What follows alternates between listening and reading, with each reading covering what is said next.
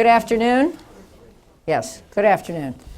At least we're not Buffalo, New York, and everyone was able to get here. It's a packed audience, and I assume people are live streaming this and listening from other rooms at the Wilson Center, and I'm delighted to welcome you. I'm Jane Harman, the president and CEO of the Wilson Center, a recovering politician and a recovering pro-trade politician. I'm not recovering from my pro-trade positions, but I was pro-trade and proud of it during my 17 years in the United States Congress. We have a number of ambassadors here, I believe, including from Argentina, Barbados, Denmark, and Fiji. We have a number of both supporters and the senior leadership of the Wilson Center here, and it's appropriate because this is a big deal. We're here today with United States Trade Representative Michael Froman. Before his appointment, Ambassador Froman was Deputy National Security Advisor for International Economic Affairs. He held a number of posts in the private sector and also previously served in several senior economic roles in the Clinton administration. As I mentioned, in Congress, I was a pro-trade Democrat, not the easiest position to stake out in my party. Many who did stake it out didn't return to Congress, but I felt as a representative of from Southern California that California's future, and I think I'm right, depended on robust and open trade, especially with the Pacific Rim. And I voted for all of the different flavors of permanent trade status with China, among other places. And as I was just telling Mike, the only vote I regret missing after I left Congress on my own wheels during my 9th term to take up the leadership here was the three-way trade agreement with Colombia, Panama, and South Korea. That took years to put together, but it was the right thing to do, and congratulations to the administration. I guess you were not in this role, but you were in the White House for being able to get that through Congress. Now it comes new challenges, and with the elections behind us, I hope, and I think we all hope, that trade will be an issue that the president and the Congress can use to mend fences. I would love to see, I'm talking personally for me, Trade Promotion Authority, which is the mechanism that Congress uses to approve trade agreements, to be on the short-term agenda. My preference would be for the lame duck session, but if not, early in the next session of Congress. And I do think that this is a test of whether the new majorities can govern. This is something many in the majority party support, and some in the new minority party support. So I think this is a real test of whether Congress can function and whether the White House and Congress can agree on things that are obviously in the national interest. Just to make a few more points. Number one, security requires a strong economy. And we can't have economic security without the ability to trade. On trade, I think the United States faces a choice: lead or be left behind. There are many strong economies and regional organizations in this world that are trading with each other. And I think this is a moment in U.S. history where we are not necessarily in the driver's seat, and we ought to understand that. At least since Woodrow Wilson's 14 points, this has been an essential part of the American strategic narrative that the free flow of commerce will create global prosperity. That promise can't, should not, has, but should not, or should no longer be a political football. The stakes are too high, trillions of dollars, millions of jobs worldwide, and the leadership of the world economic system in the balance. Friends and rivals are waiting to hear our pitch. In Asia, will we match China's commitments? In Europe, will we reinforce a fragile economy against Russia's aggression? Ambassador Froman will answer these questions easily and more, and it is my pleasure and delight to welcome Mike Froman for the first time to the Wilson Center. Well, thanks very much, Jane, for that introduction. And it's tough to think of anyone better suited to talk about trade and the strategic dimensions of trade than Jane Harman, given her extensive background in national security, armed services, homeland security, as well as, of course, her commitment to free trade. And there's no better forum, really, than the Wilson Center to talk about this, because it was, I believe, Wilson's first congressional address after his inauguration when he first called for reducing U.S. tariffs. It was a year later when he asked his Secretary of Commerce, 100 years ago this year, to organize the National Foreign Trade Council. And it was, as Jane said, the third point of the 14 points was about his vision for increasing trade among nations. And in the aftermath of World War II, the U.S. helped create a rules-based trading system that helped speed up the reconstruction of Japan and Europe and helped turn developing countries into emerging economies, lifting hundreds of millions out of poverty. And that system has served American interests well for over 7 decades. It's brought jobs to our shores and peace and prosperity to those around the world who've embraced openness and fairness. But for much of our history, international economic policy was seen as strategically important, essentially because the economy paid the bills for the military. It was seen as an enabler of military power. In more recent years, though, economic power has become more than just a purse for military power. Today, economics is, and by some people's views, the principal means by which nations measure and exercise power. And that's why everything we do in trade, first and foremost, has to be evaluated on its economic merits, whether it will support jobs, strengthen the middle class, spur economic growth. And simply put, we need to consider trade first and foremost within our broader economic policy. At a time when economic power is more important than ever before, the results of President Obama's overall economic strategy have been quite impressive. 5 years ago, we forget how quickly things have turned around. 5.5 years ago, we were losing 700,000 jobs a month. Unemployment touched 10%. Now we're growing at 3.5%. Unemployment has dipped to 5.8%. We're creating 200,000 jobs a month, and we've seen private sector job creation for 56 months in a row, the longest uninterrupted streak in recorded history. Our banks have been cleaned up, our corporate balance sheets are strong, the auto industry is expanding, the stock market has doubled, and we're even seeing a renaissance in manufacturing. We've created more than 700,000 new manufacturing jobs over the last 4 years. And trade has been a strong engine within this successful economic strategy. During the last 4 years, U.S. exports have hit record highs, topping $2.3 trillion. And those exports support 11.3 million jobs in the U.S. We know that export-related jobs pay more than non-export-related jobs. And over the last 5 years, exports have contributed a third of our economic growth and supported an additional 1.6 million jobs. And this isn't just big companies. 98% of the companies that export from the U.S. are small and medium-sized businesses. And yet only a small fraction of all small and medium-sized businesses export, and those that do tend to export to just one country. So we see tremendous opportunity. We look outside our country, we see 95% of the world's consumers are outside our country, 80% of the world's purchasing power. We see all this potential, particularly in our small and medium-sized businesses, to get involved in international trade, to engage with the international economy. And to unlock that opportunity, we're pursuing the most ambitious trade agenda in history, both in terms of its economic and its strategic objectives. It's based on a fundamental realization that the system that we've led since World War II needs an update. We've welcomed the rise of emerging economies, for example, and that's evidenced in the institutionalization of the G20.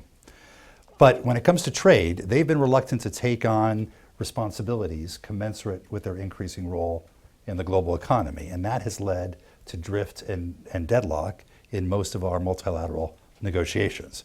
We've refused to wait for that situation to change, and that's why we've taken our fate into our own hands and are pursuing agreements with like-minded countries at the WTO on issues like services and environmental goods. But it's also why we're pursuing regional and other arrangements to establish rules of the road, strengthen U.S. partnerships, and spur broad-based development around the globe. Those are the three key pillars of our strategic rationale for trade.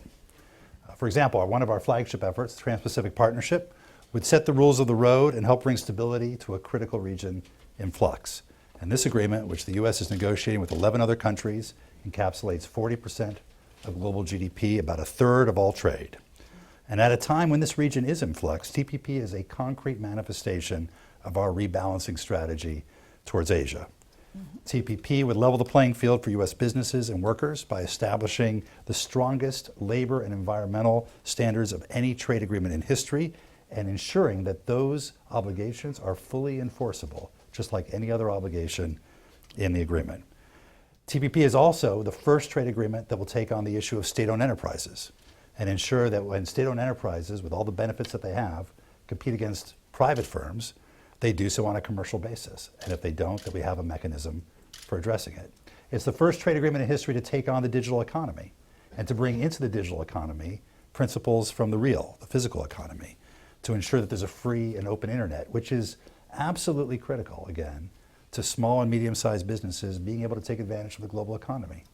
Most of our small and medium-sized businesses engage in international commerce through e-commerce.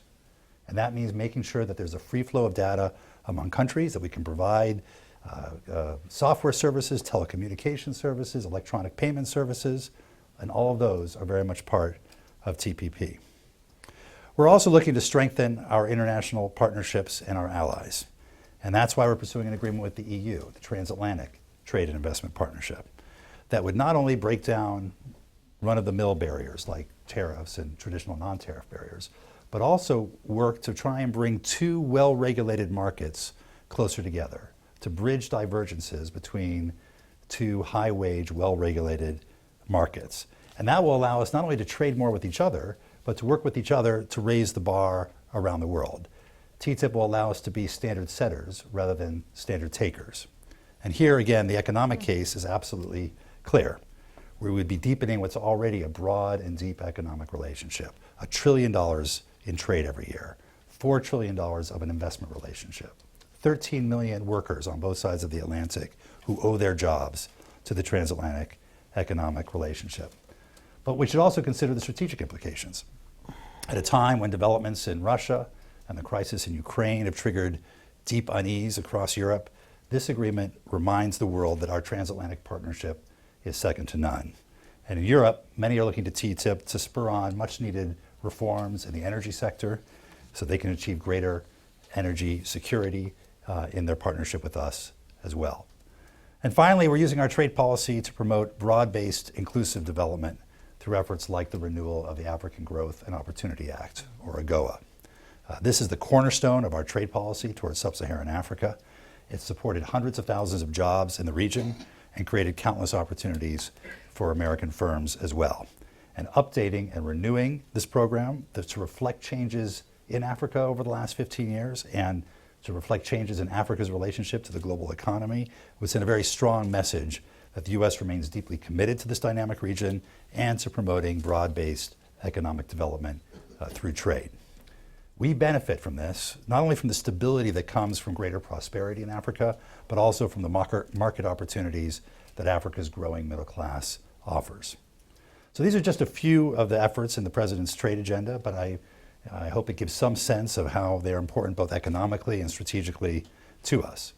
We're updating the post-World War II order system by setting new rules of the road. We're protecting that system by strengthening our partners and allies. And we're expanding that system so that its benefits are widely shared.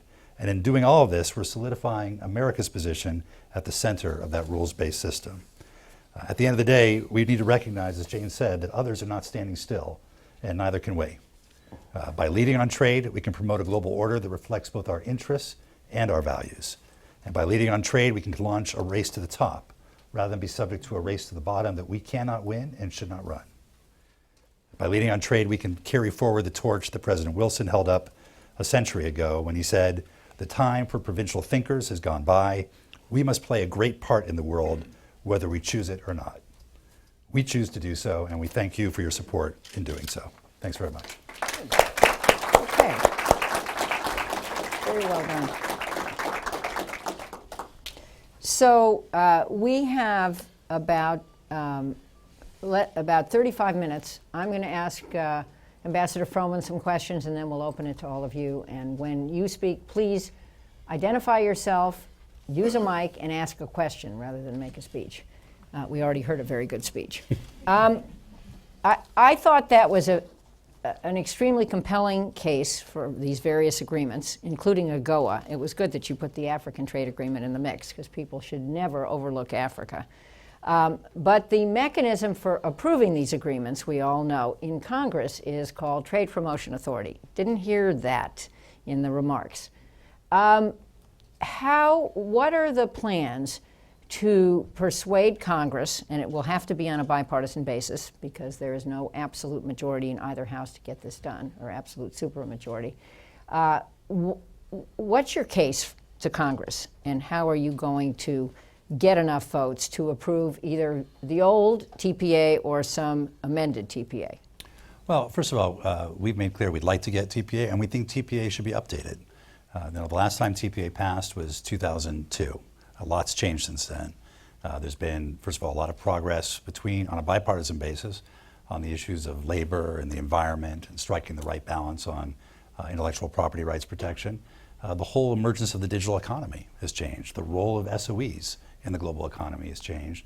And we think TPA, one of its main functions, is for Congress to give direction to the executive about what it is that we should be negotiating, and we think it ought to update its objectives accordingly. It's also the mechanism, as you know, by which Congress says how should the executive work with it before and during the negotiations, and then how Congress will take up a finished agreement and either approve it or disapprove it in a defined period of time. So we'd very much like to get TPA. As you said, we'd like to get it on a bipartisan basis, and we've been working with Democrats and Republicans over the last several months to try and move forward with the process where there could be a bill that could get bipartisan support whenever the opportunity arises in Congress for that to be taken up. Well, just a couple of comments on that. I agree that TPA is where consultation can be specified and some of the conditions for trade agreements can be specified. But unless there is an up or down vote in Congress specified by the agreement, at least my understanding is it will be very hard to close these agreements with these other countries, TTIP or TPP, because other countries don't want to have to renegotiate with the United States Congress. So will some form of TPA still have to include the up or down vote by Congress? I think that has been the model ever since 1974. Actually, if you go back to 1934, the New Deal Congress gave President Roosevelt somewhat the first version of fast track. Back in those days, they told Roosevelt to go off and negotiate tariff reduction agreements. He didn't even have to bring them back to Congress. So 74, that changed, and there's a process underway, and that certainly has been part of every TPA bill since. You know, I think the president said it clearly back in February of this year. The only guarantee that an agreement gets through Congress is that we bring back a good agreement. And therefore, our focus has been with TPP and TTIP, focusing on the substance of the negotiation and ensuring we bring back the strongest possible agreement that meets our stakeholder expectations, but also Congress's expectations. Well, I certainly get that. And again, harking back to my vaunted 17 years in Congress, I didn't vote for every trade agreement. I voted for most of them, but I read them, I took it very seriously. And under the Trade Promotion Authority provision, I voted no when I was opposed. But the point is, those agreements came to Congress on an up or down basis, which was up in most cases. Congress considered them. And I think that was crucial to closing the deals with the other countries. I think you've just said the same thing. Yeah, I mean, we've been engaging with our partners, and they know very well where we are in our domestic process, and they have their own domestic processes that need to go through. And it's been important to be able to convey to them that if we bring back a good agreement, we'll have the support of Congress, and we have a very clear sense. I'll give you an example of TPP. We've had over 1,500 briefings on the Hill on TPP. That's not including TTIP or TPA or AGOA or GSP or any of the other things we're working on. ITA, TFA, EGA, TISA. Wow. But just on TPP, 1,500 briefings. And the importance of that is that we want to make sure on every issue we have a keen sense of where Congress is, what their expectations are, so that when we bring back an agreement, there are no surprises. Well, I applaud you for doing that. I also think it's important for the president personally to engage on this issue and to ask for TPA and to some extent, personally ask members of Congress to support TPA. Is that going to happen, or is that happening? Oh yeah, look, the president has been very much involved in the trade agenda more generally. I mean, just in this last week, when we were in Asia, he convened all the TPP leaders and had a terrific meeting of reviewing the status of the negotiations and getting political impetus behind the remaining issues. He has been directly involved with China in having the breakthrough on the Information Technology Agreement we had last week. He and Prime Minister Modi were in direct discussions when Prime Minister Modi was here in September, and that helped lead to the breakthrough with India this week on trade facilitation. And then he and the European leaders all got together in Brisbane at the G20, on the margins of the G20, to talk about TTIP and to reinforce and redouble their commitment there. So he's been very much involved in this agenda. He's made it clear that it's a priority economically and strategically, and that he wants to work on a bipartisan basis with Congress to move it forward. Well, good. I mean, most of us think that the pivot to Asia, the primary pillar of the pivot to Asia is a trading relationship with, a bigger trading relationship with Asia. It's not a contain China, confront China policy. It's a open markets to Asia policy. I think it's absolutely right. That's one of the main motivations behind TPP. And I think that's why not only do we have 11 other countries around the table now, but there are several other countries who've indicated that when we're done, the 12 of us are done, they'd like to be considered to join as well. Right, including China. Well, China hasn't gone quite that far yet, but they have expressed a lot of curiosity in TPP. Okay. Hello, audience. I think everybody was interested in that answer. But seriously, how should we think about China in the context of TPP? And obviously, we have a relationship with China. There was a new deal announced with China. But should we think of China outside TPP or kind of in a friendly circle around TPP? Well, look, TPP is intended to be a ambitious, comprehensive, high-standard agreement. And what we're all collectively doing, the 12 of us, in defining those high standards is going to require a lot of reforms by a lot of countries. Our focus with China right now is on the bilateral investment treaty, which is one key set of issues on investment that are part of an overall high standard approach, and working with China to see whether they can move forward with a high standard bilateral investment treaty that has what we call a short negative list, short and well-defined negative list, meaning that everything is open in China but for the things that they specifically exclude. That'll be a good test case as to what path of reform that they're on, and that's where our focus is right now. But what about China developing alternative institutions, like the BRICS Bank, for example? Well, in the trade area, I generally think these are all good things. There are bilateral, trilateral, other regional agreements going on. I mean, just in this last week, China's announced a FTA with Korea and with Australia. Australia had previously announced one with Korea and Japan. There's a lot of this activity going on, which is, to your point in the introduction, other countries are not standing on the sidelines. They're active in the region, both ensuring that they have market share in these fast-growing markets, but also in defining the rules. I think as a general matter, all of these efforts are positive because they lead to more liberalization and more integration across the region. Our preferred approach is to have this high standard, comprehensive, ambitious model of TPP, and other countries will pursue other models.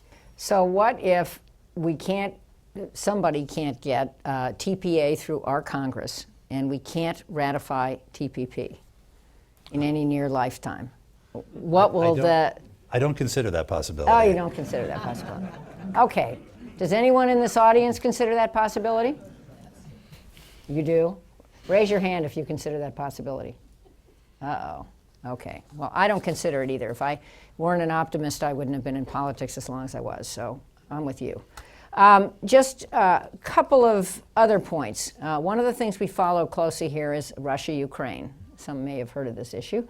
And explain how, just strategically, because, by the way, everyone should read Mike Froman's article. I'm shilling for him in Foreign Affairs Magazine, some of which he mentioned in his remarks today, but it's the strategic logic of trade.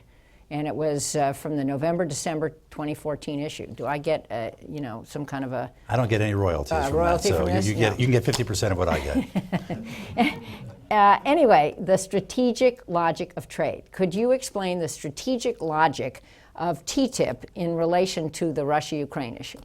Well, look, we already obviously have a very strong economic relationship with Europe, and yet we can do more. We can do more.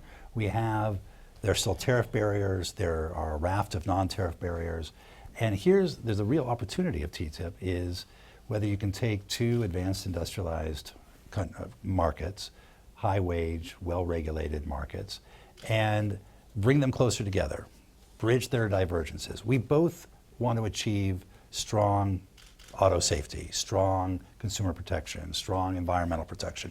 Sometimes we get there in slightly different ways. And in getting there in slightly different ways, it creates trade barriers. Right. And so if we can bring regulators together so that they can share resources, cooperate further, find ways of achieving common objectives, it helps eliminate those barriers, helps increase trade, create more choice and better options for consumers on both sides without lowering the overall standards. Neither one of us, neither the US nor the EU, got involved in this negotiation to lower health, safety, or environmental protection. We are both very proud of our level of regulation and environmental protection, and health and safety protection. We want to make sure, though, that as we're pursuing that, we can do so in a way that doesn't create unnatural barriers. So the economic logic is very, very much there. And then when you layer on top of that, I'd say two things. One is, one of the main motivations for TTIP when it got started was coming out of the financial crisis. There was a sense that this could be an important part of getting growth going again. And the U.S. is growing at 3.5% now. We've dealt with a lot of our difficult issues coming out of the financial crisis. Europe is facing some additional headwinds, and I think TTIP is very much still part of a potential growth strategy in that context. But then the second issue is really the strategic one. Right. And with all of the uncertainty, the geopolitical uncertainty around the periphery, what's going on in Russia, what's going on in Ukraine and elsewhere along the periphery, it has just further underscored that the transatlantic relationship is absolutely critical, and to the degree that TTIP can further strengthen that is all the more important. And then there's the particular issue of energy security, which Europeans have raised, that they'd like to address through TTIP. And obviously they have a lot of work to do on their own energy policy and their own energy reforms that need to get addressed. But bringing the two of us closer together can only help in that regard as well. Okay, last question from me. You didn't mention much the WTO Facilitation Agreement. What about that, and what are the obstacles to that? It's a good news story today in that this was an agreement reached in Bali in December. It was the first multilateral agreement reached in the WTO's then 18-year history.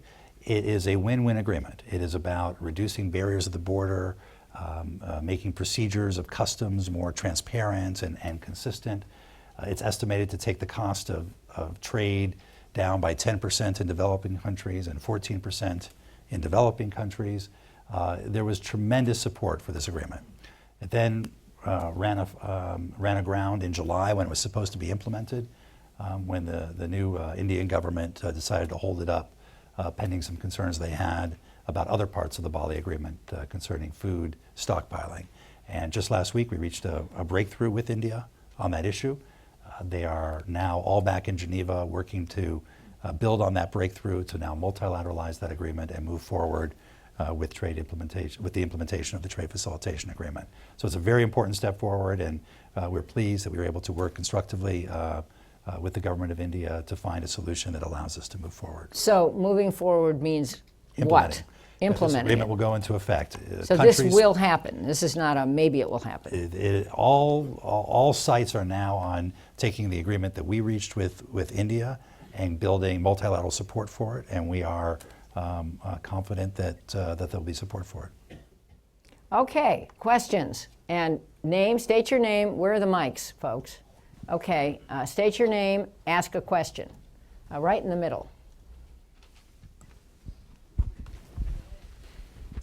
Brian Beery, Washington correspondent for Europolitics, and I have a TTIP question. It's about timing. The stars seem to be aligned at the moment in terms of you have the Republicans controlling both houses and very much pushing this trade agenda. You have a new EU Commission with a new trade commissioner who's a Swedish pro-free market person, Cecilia Malmström, who I believe you'll be meeting on Friday. if you don't get an agreement in 2015 on TTIP, when could you ever get an agreement? So, in other words, is next year a really make or break year for getting a deal?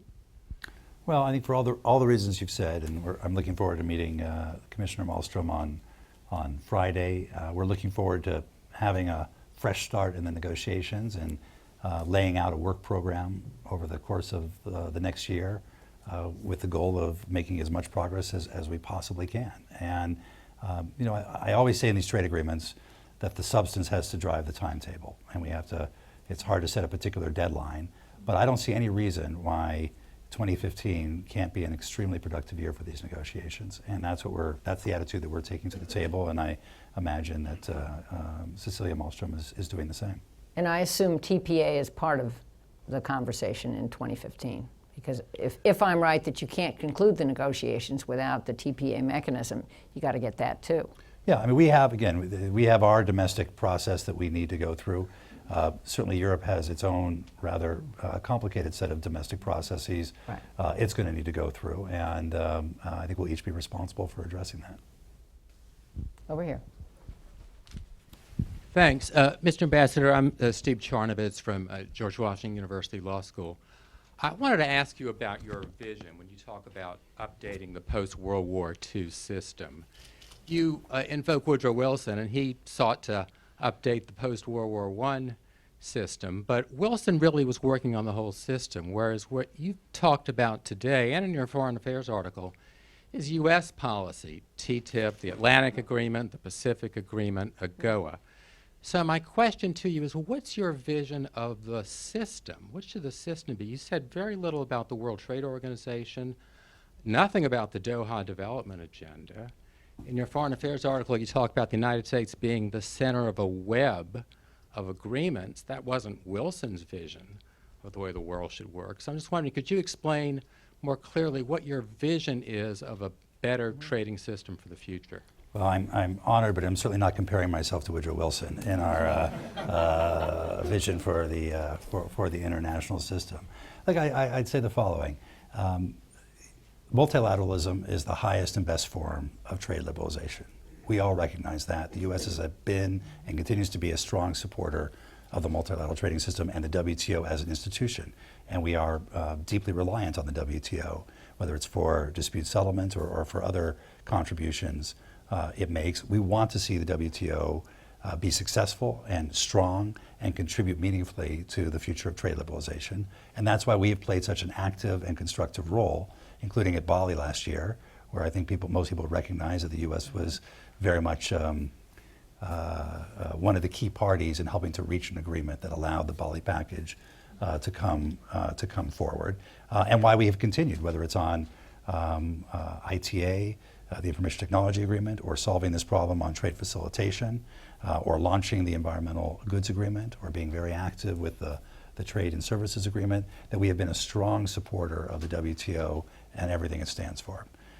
Having said that, when you've got economies who I believe are not willing to take on responsibilities commensurate with their role in the global trading system, that is, emerging economies who are globally competitive, but who have been reluctant to open their economies to the same degree that those of us who opened up our economies after World War II through successive rounds so that they and others could grow and develop, then you've got a challenge. And in an organization where you build by consensus, you make decisions by consensus with 160 countries, it has proven very challenging to move ahead with and conclude the Doha development round.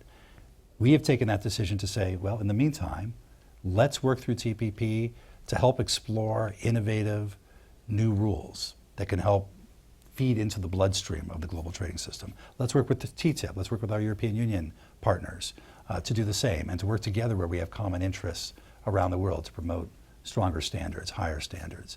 And that ideally, when we have TPP and TTIP, that's a free trade area of 2/3 of the global economy. And that's before other countries join one platform or another, as they've indicated they might want to do. Then you've got critical mass, and you can go back and further multilateralize some of these areas. You can explore new rules and help feed them into the multilateral trading system. So we don't see this as a choice between multilateralism and plurilateralism. We see these other efforts at both building momentum and incentives for multilateralism, but also being a testing ground for developing new rules and new mechanisms that can help then inform the WTO system itself. Way in the back. Thank you very much, Ambassador. Bob Vastine, Georgetown Center for Business and Public Policy. The TTIP in the community here, the business community, most of it, and the academic community, the think tank community, there's a lot of agreement that the TTIP is foundering, and as you said, needs a restart. And I'm wondering what the restart might look like. I mean, one of the big problems has been that there seems to have become a tit for tat sort of sense in the negotiations in which the Europeans resent us for certain of our offers, certain of our actions and policies, et cetera.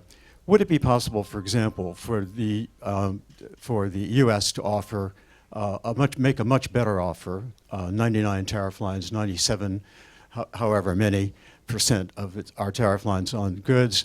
Could we offer up a form of regulatory compatibility negotiation or conversation in financial services, which has been so controversial and which led the EU to retaliate by withholding a financial services offer from their TTIP offer?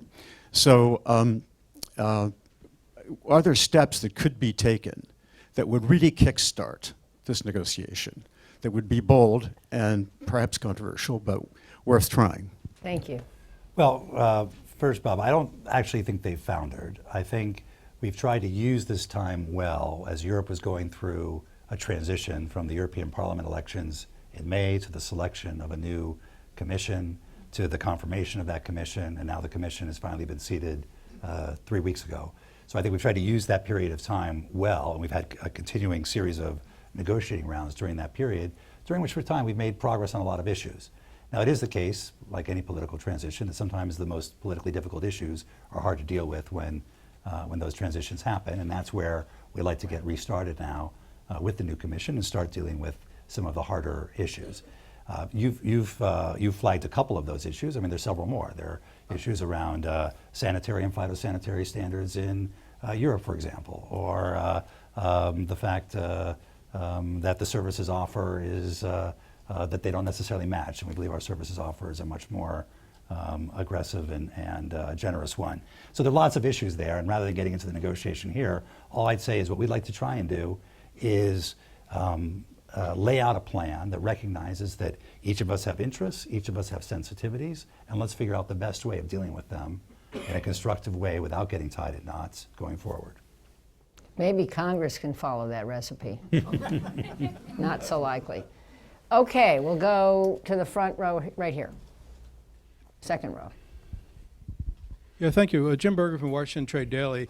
Mr. Ambassador, you said that you hope that TPA could move whenever an opportunity exists in Congress. Can you give us what the conditions for that opportunity or conditions could lead to that opportunity would be? And why couldn't it happen during the lame duck? Well, I think first and foremost, we need to have a product that can attract bipartisan support. And I think that's where our focus has been, working with Democrats and Republicans on both the Finance Committee and the Ways and Means Committee to try and make sure that there is such a product. In terms of when that window of opportunity opens, that is the product of a lot of other factors that are not within, certainly not within my control. In terms of what gets done during lame duck or doesn't get done, there are a lot of other factors affecting that, including different perspectives by the leadership on Capitol Hill. But we want to make sure there's a product that can get broad bipartisan support so that whenever that window does open, we can take advantage of it. Let me just add on to that question, and we'll take the others. But if you were trying to make the sale to a member of Congress, why he or she should support TPA, what would you say? I'd say this is the mechanism that every Congress since 1974 has determined makes the most sense for negotiating and bringing back to Congress trade agreements. And it's a strong expression of congressional support for our negotiating mandate, and gives a strong sense of confidence to our trading partners that once we have negotiated something, that it will be taken up in a defined period of time with an up or down vote. I also would say, very importantly, this is the time to update TPA. The last version of TPA does not take into account very important developments, both in the area of trade, but very importantly in the global economy. And this is Congress's opportunity to help define those objectives going forward. Woman in the middle, right there. Thank you. I'm Kate Ackley with CQ Roll Call. And just curious, it does seem like trade policy is an area where the administration and the Republicans in Congress could agree, but are you concerned about sort of reaction to what the president might do on immigration? You're hearing a lot of Republicans on the Hill saying it's going to poison the well, affect other issues. Is trade one of them that could be, sort of an innocent bystander or fatality in this debate, unrelated to the actual merits of trade policy? Like my sense is that the American people want to see action. They want to see Congress and the president working together to get things done. And trade is on a list of items that both Republican leaders and the president have noted is one such area where we can get things done together. So, and it very much goes to both the economic and the strategic importance of it. And so I am optimistic that that logic will prevail and that we'll be able to work closely together. There's no other area, and I defer to Jane on this. I can't think of another area of policy where there is more collaboration between the executive and Congress than trade policy. It's the way Congress designed it. It's the way previous administrations and this administration have pursued it. And so I think we are working hand in glove with Congress before the election and after the election to make to move the trade agenda forward. And I'm just thinking, I'm looking at notes I took from what you said in your opening remarks, Mike. Export-related jobs pay more. 98% of the companies that export are small and medium enterprises. It's pretty hard for a member of Congress to say, I'm not even going to pay attention to an issue that has that justification. And just to the point that Jay made an introduction, we are not the only, we're not the only party on the field. And we have this opportunity to help define the rules of the road for this critically important region. A region that is one of the fastest growing regions in the world. It's right now got 570 million middle-class consumers, but it's going to have 2.7 billion middle-class consumers estimated in 2030. And if we don't define the rules of the road, somebody else will. And I can guarantee you, they're not going to be as focused on having high standards when it comes to labor and environment, intellectual property rights. They're not going to be as focused on putting disciplines on state-owned enterprises or maintaining a free and open internet. And those are things that are all in our interest to make sure get fed into the multilateral system as well. Let's see. More or less in the middle, right there. Yeah.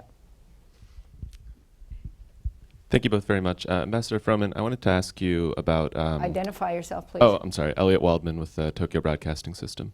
I wanted to ask you about the TPP, specifically the parallel talks with Japan, and whether you have any concern that the recent developments in Japan, the economy sliding back into recession, lower parliament dissolved with snap elections being called for next month, does this kind of political situation that Prime Minister Abe finds himself in have any negative impact on the negotiations? And then, timing-wise, do you see 2015 being also a good year for the TPP as well as TTIP? Thank you.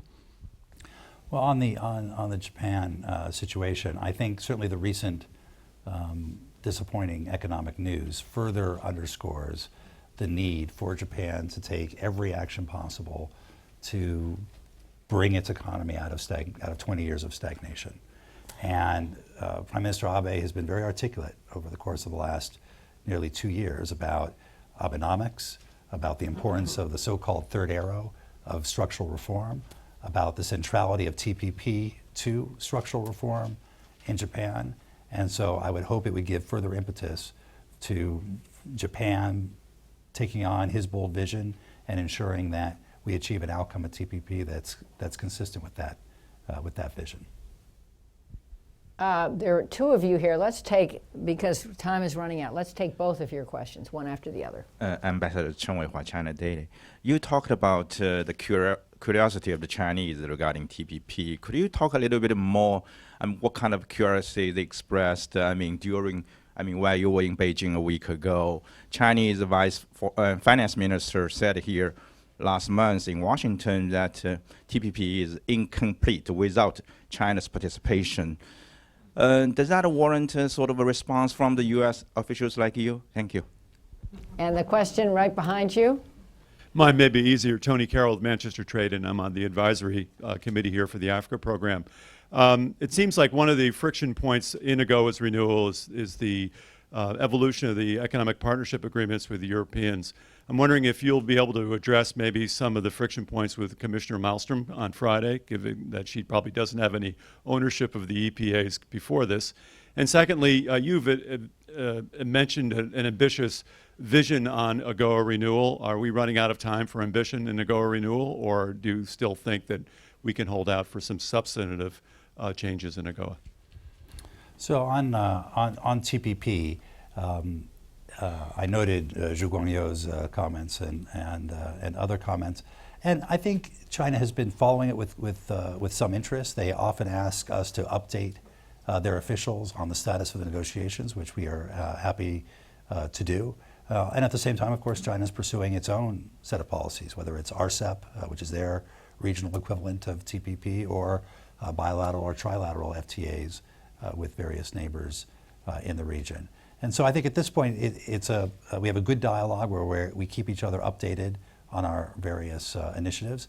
And as I said before, we focus on areas where we can work together, including there was an ITA last week where we had a major breakthrough that I think will help facilitate now the plurilateralization of that agreement, or the bilateral investment treaty, which is in effect the investment chapter of TPP, more or less, and will be an interesting opportunity to see how China is able to respond to the disciplines in there. On AGOA, I am optimistic about AGOA renewal. It's an area that has very strong bipartisan support. A few months ago, we had a very good meeting up there called by Chairman Camp of the Ways and Means that included Democrats and Republicans from the House and Senate to talk about the importance of moving ahead with AGOA, and everyone around the table universally was in favor of doing so, and so I'm hoping it's one of the things that we can get done reasonably soon. You know, we have a robust Africa program here, and one of the points we keep making is that the story of Africa is not just Ebola, that there are 54 countries and many of them have robust economies. So how has AGOA contributed to that? Well, you know, it's interesting. AGOA, it was started in 2000. President Clinton signed it in 2000. It, by a number of measures, it has contributed very significantly. Exports from Africa to the U.S. have tripled. Non-oil, non-mineral exports have gone up by 4 times. And yet, exports from Africa to the U.S. are still extremely small. And so one thing we've been doing, we spent over a year doing a review of AGOA, talking to African leaders, ministers, business people, American business people, NGOs, and others, to talk about how can we make AGOA more effective. And the major lesson we drew from that review was that while tariff preferences are important, eliminating tariffs to African exports to the U.S. are important, equally, or perhaps even more importantly, are all the other factors, supply side factors, that contribute to the competitiveness of African exports. So dealing with hard infrastructure deficits, soft infrastructure, meaning barriers at the border and issues around trade facilitation, dealing with capacity building. You know, we want to train laboratories there so that they can help farmers meet our sanitary and phytosanitary standards or our technical standards. If we can put in place all the rest of these programs as well as the tariff preferences, it will increase the prospects of Africa increasing their exports to the United States for the next phase of AGOA, and that's what we've really been working on with our colleagues in Congress as well. Thank you.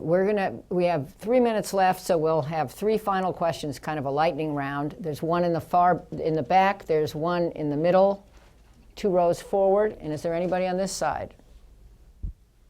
at the edge, right there. So let's just start over here. There are two on my left side, far back. Right. Thank you. Melinda St. Louis from Public Citizen.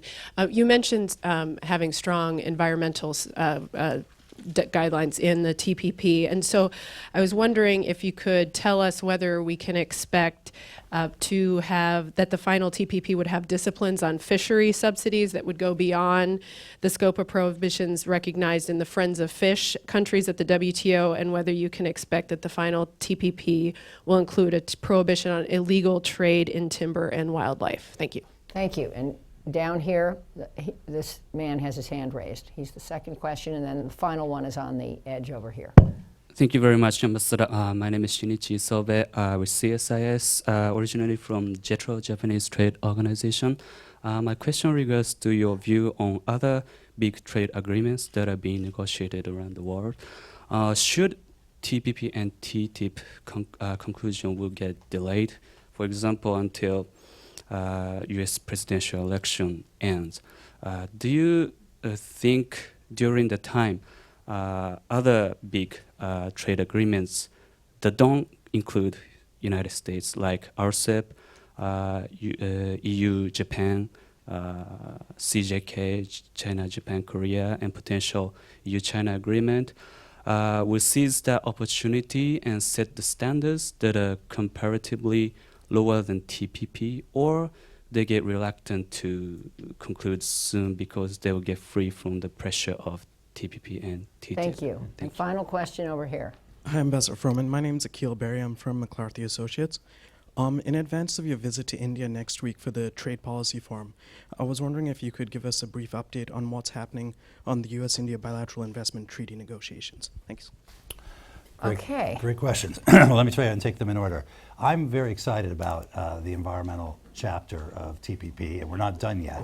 But what we are seeking in the environmental chapter is not just commitments to enforce your own environmental laws, not just taking into the nature of the trade agreement the substance of various multilateral environmental agreements, but very importantly and innovatively, what we're calling a conservation chapter, which addresses a number of the issues that the questionnaire raised, including illegal fishing, fish subsidies, wildlife trafficking, illegal logging, protection of the marine environment, shark finning, a variety of other matters. This will be the greenest trade agreement in history, and we are advocating for those provisions to be fully enforceable like any other provision in the trade agreement. So it will be a major step forward in that regard. And turning the second question on other negotiations, it's a very good question. I think your question underscores the fact that it's a very active field. There's a lot of other negotiations going on, and that if we were to delay or fail in our efforts to pursue TPP and TTIP, there's a very serious risk that other countries would conclude agreements that would end up disadvantaging us from the perspective of access to markets, as well as setting standards that would be below those that would be consistent with our interests and our values. And so it further underscores the need to move forward with these agreements quickly, but consistent with the high quality that we're seeking to achieve, and to get them approved by Congress. And on India, I'm looking forward to going. This is the first trade policy forum that's been held in 4 years, and so we have a wide range of issues to discuss, including investment issues, and I'll be looking forward to engaging with my counterpart there in terms of what their level of interest is in pursuing a bilateral investment treaty and what kind of model that might involve. So let me just say that the Wilson Center was voted this year the #1 U.S. think tank to watch by our peers. Applause are welcome. And that is because we have brilliant staff. We also get the best possible speakers, and because the audiences that come here know absolutely everything. And it was wonderful to listen to your intelligent questions today, and thank you, Ambassador Froman, for visiting us. Thank you.